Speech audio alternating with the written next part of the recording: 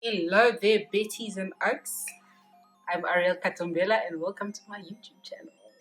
Here we'll be talking about everything pertaining to faith in Jesus Christ. So if you're interested in topics like that, do hit the subscribe button and be part of the conversation. So let's get straight into it. Today we will be talking about how I found self-worth when I became a nobody. So here's that story. So growing up, I allowed life to teach me that in order to gain love and acceptance from others, and even for me to love myself, there were a few categories or a list of things that I had to check before getting to that place. First thing I believed was I had to be attractive to be loved. Growing up, I never saw many fairy tales, movies, models who looked like me.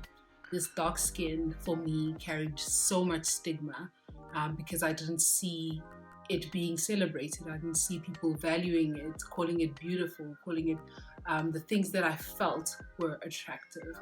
And another thing I struggled a lot with was my weight.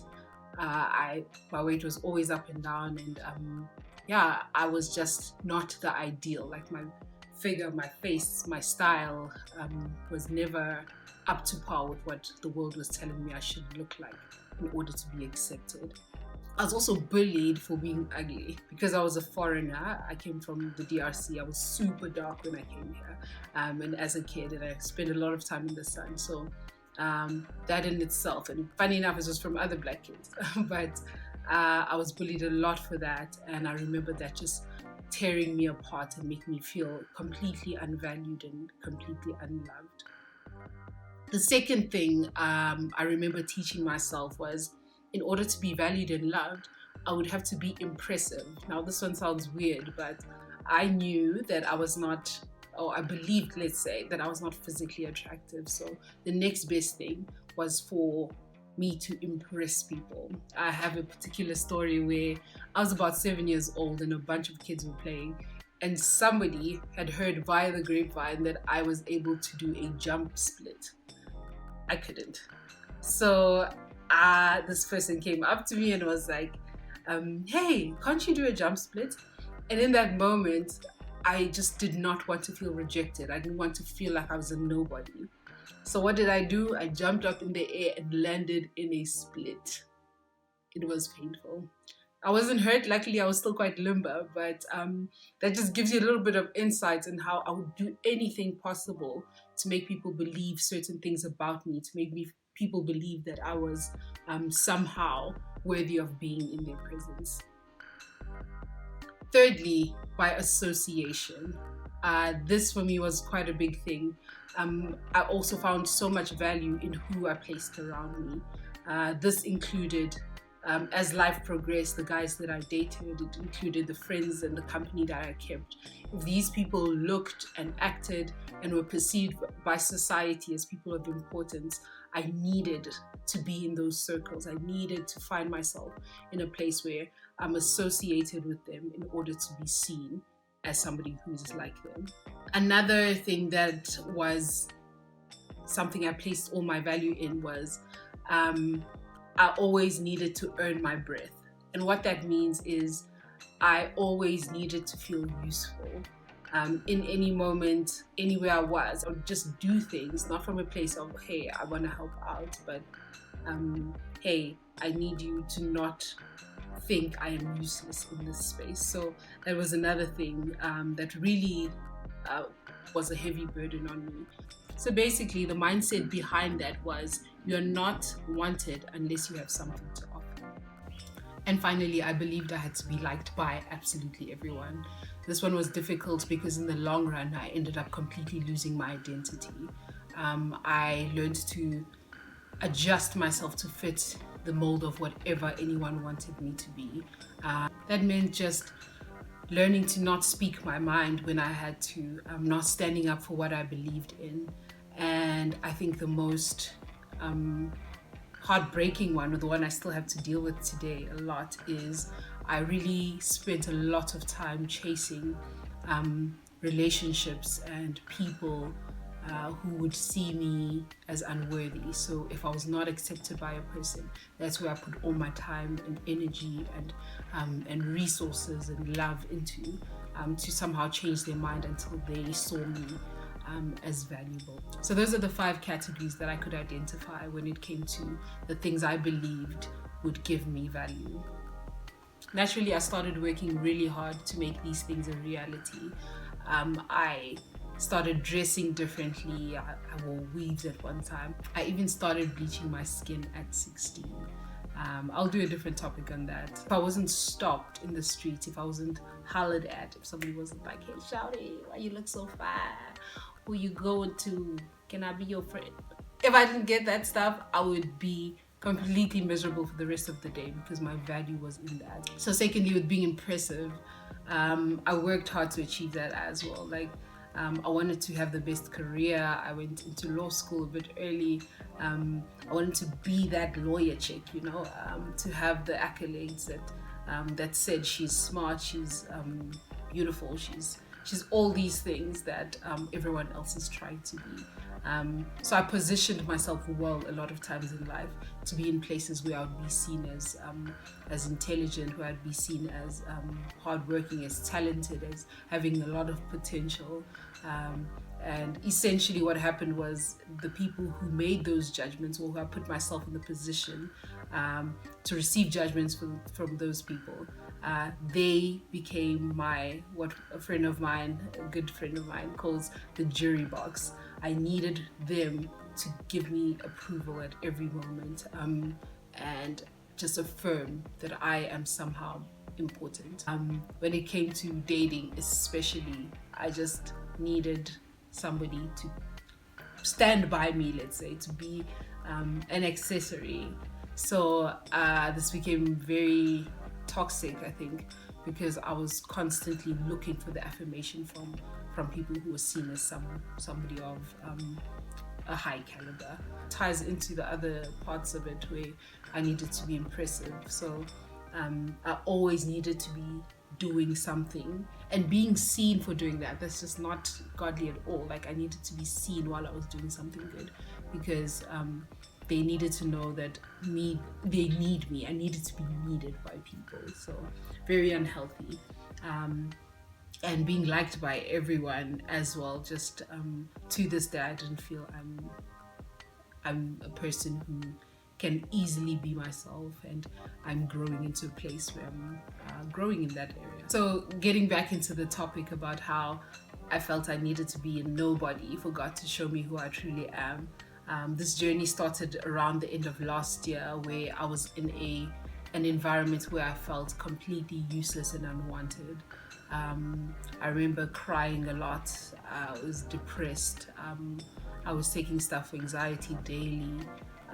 And I was just in a place where I thought I was an absolute nobody. A few months later, I ended up losing my job, which means I lost my income, which means I had to move back into my family's place.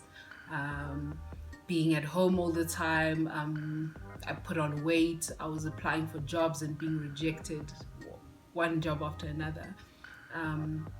And eventually I just needed to find my place in society. I was avoiding people. I even lost really good friendships in community, where I felt I belonged. All of those, for some reason, just started disappearing one after another. And I essentially found myself with, almost, I would say, a handful of people in my life who were present and who were there. And just during that time, I started, needing to find myself. I even ended up avoiding meeting new people because I didn't want them to ask what I do, because I was now an absolute nobody. So this was a very difficult time in my life and it's not anymore. It's not that much has changed in that space, but the work that God did in me changed a lot. On top of that, I remember trying to volunteer through different organizations. I didn't even have money to get to the places. So I was just feeling super useless. When I did finally find a place where I could start giving and where I could get there, where they helped me to get there, I had an injury of my foot and I could barely walk, so I just became completely useless. I wouldn't say like useless in value, but just there was not much I can do in terms of being helpful and being seen and earning my breath. So before I entered this really weird season, which I have now decided to aptly call the wilderness, because it has all the elements of what a wilderness looks like. Before I entered this space, I really felt God speaking very specifically to me from Hosea 2 verses 15 to 17. I'm going to read that out and then I'll tell you why I felt that way. Therefore, I am now going to allure her. I'll lead her into the wilderness and speak tenderly to her. There, I'll give her back her vineyards. I'll make the valley of Anchor a door of hope. There she will respond as in the days of her youth, as in the day she came up out of Egypt. In that day, declares the Lord, you will call me my husband. You will no longer call me master. I will remove the names of Baal from her lips. No longer will their names be invoked.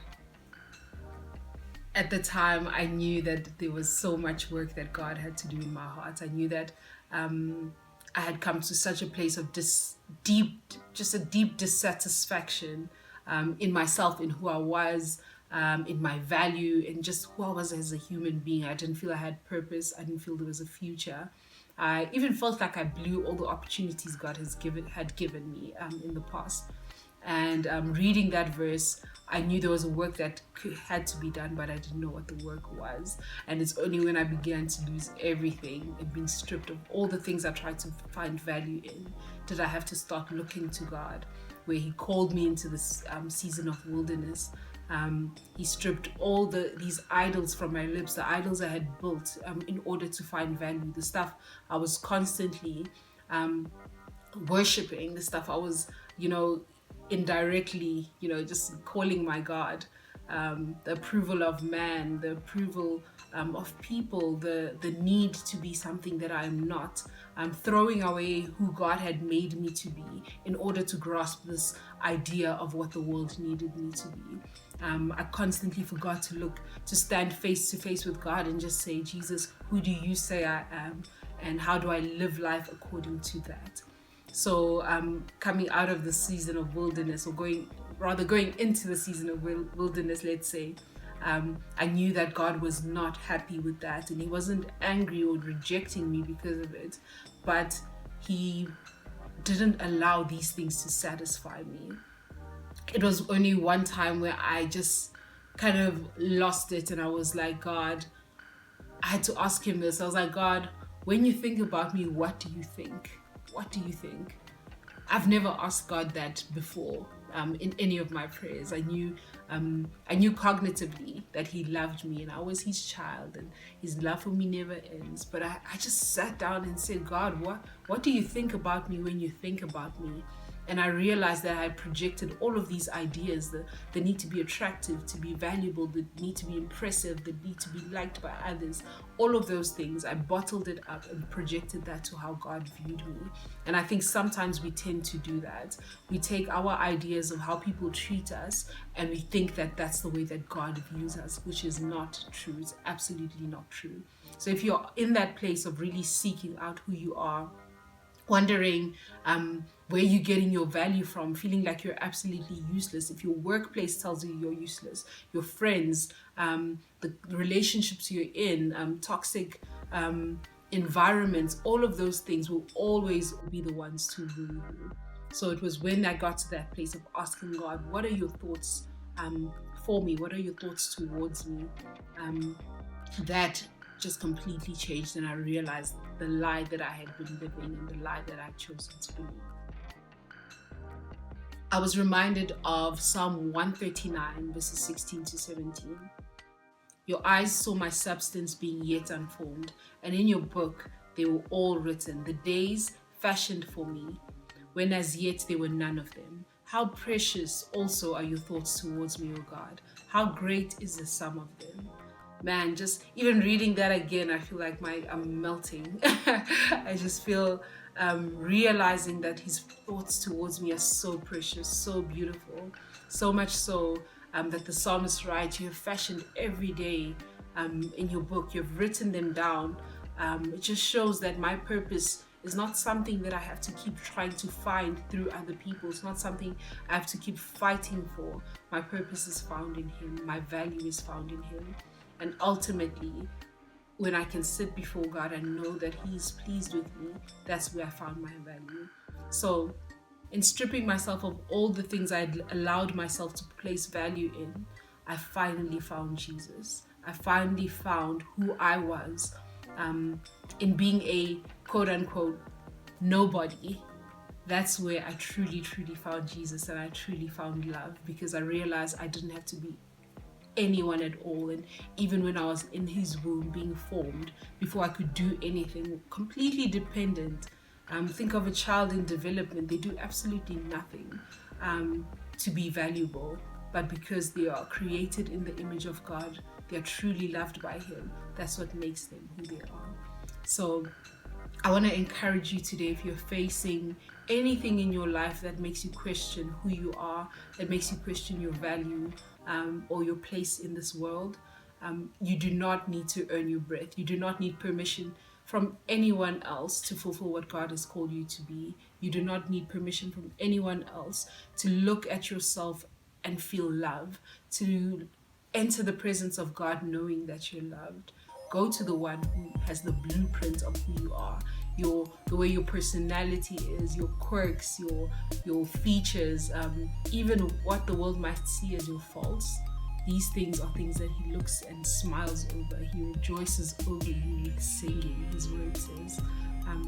Let's learn to relate to a God who thinks about us like that, rather than one who is distant and unpresent in our day-to-day. So I hope this was helpful to you. Please comment in the comment section if you have any ideas or any thoughts about this topic. Tell me your experience as well. Let's discuss how we can better begin to think about God and think about how he perceives us. So love you guys. If you haven't yet done it, subscribe to this channel, like the video, and also do the notification sign things. Click the bell. That way you'll be updated every time there's a new video. Okay, have an amazing week further. Love you. Mwah.